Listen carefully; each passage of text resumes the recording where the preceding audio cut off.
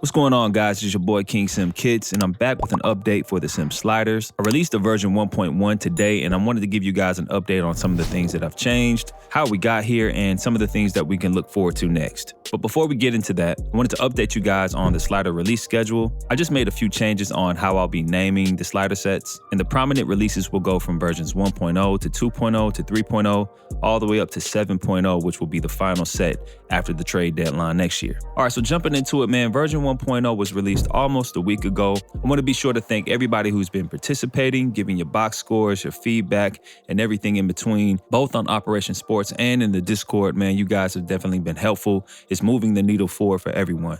All right, so getting into some of the things that people saw in version 1.0, a lot of the feedback was the inside scoring for the CPU was very high. We saw a lot of high percentages so far. Like I said, we've been treading light with these sliders, man. We just want to make sure that we understand the mechanics of this new game, especially introducing something new like Pro Play that has a lot to do with how the players move and how we get to our spots, you know what I'm saying? So moving into version 1.1, I made the effort to get the shooting right by focusing on the shots versus the contest, which you all know is like my favorite thing to work on. Now, I did try to make it a little bit more of a challenge by dropping the shooting attribute sliders for the mid-range, three-point shot, and the layups. Now, it does look like a pretty hefty change that I made, but that was to balance out the ease of the shot versus contest to make it a little bit more skillful and competitive.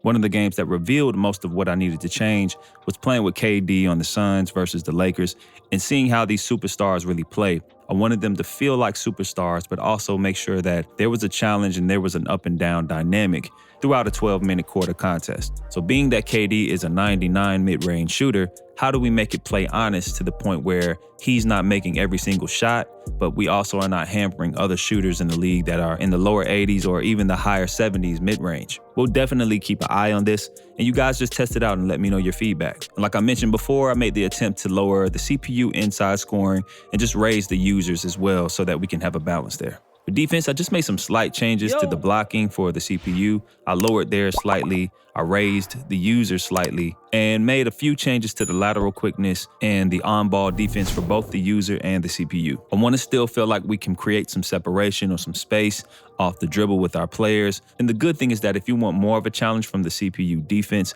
I'm able to do that now since I'm a little bit more familiar with how the on-ball defense / lateral quickness works for the AI. And lastly, just some general changes that I made. I raised the overall awareness for the CPU AI just so that they continue to make good decisions on the floor. And I also raised the user AI just so that our teammates, when we have the ball or whoever we're controlling, are also making the right IQ decisions. And the next thing I looked at was to balance out the right amount of three-point attempts taken by the CPU, but just know that if they're open, hey, they're going to take the shot. So defense does matter.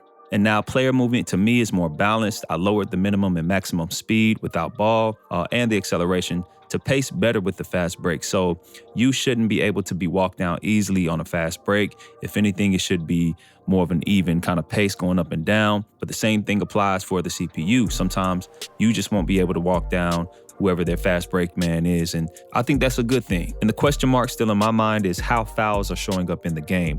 I did raise the strength for the players, but I didn't want to do it too much. I just wanted to try to see if that had something to do with how they make collisions.